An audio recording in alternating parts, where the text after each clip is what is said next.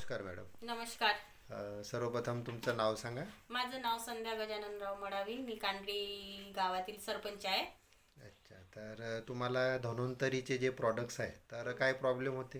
हे म्हणजे ना माझ्या मुलीला डोक्यामध्ये म्हणजे खूप नेहमी कोंडा व्हायचा. तर त्याच्यामुळे मी धन्वंतरीचं तेल वापरलं, तर याच्यामुळे मुलीला खूप फायदा आहे.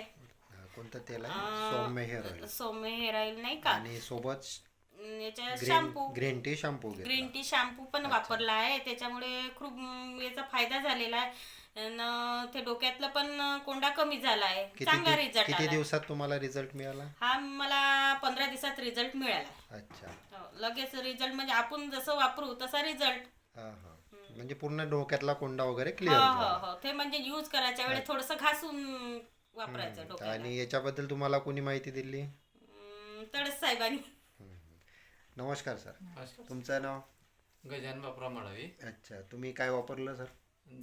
औषधी औषधी वापरली. औषध RPH 76. RPH अच्छा, म्हणजे शेतीसाठी पूर्ण तुम्ही. शेतीसाठी पूर्ण तर काय रिझल्ट आला शेतीमध्ये? 12 क्विंटल व्हायचं तर 16 क्विंटल झाला सर. अच्छा, म्हणजे चना जिथं 12 क्विंटल व्हायचा 16 क्विंटल तिथे 16 क्विंटल झाला.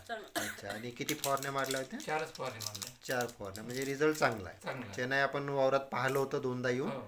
पाय ठेवायला जागा नव्हती. नाही, म्हणजे तुमचा रिझल्ट चना जिथं 12 क्विंटलच्या ठिकाणी 16 क्विंटल झाला. म्हणजे आणि दाना कसा होता? दाणा खूप चांगला होता. दाना एकसारखा चांगला, एकसारखा झाला.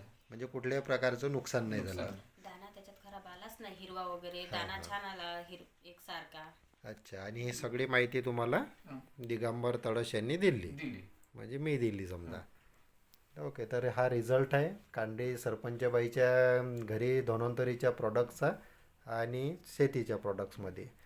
धन्यवाद सर.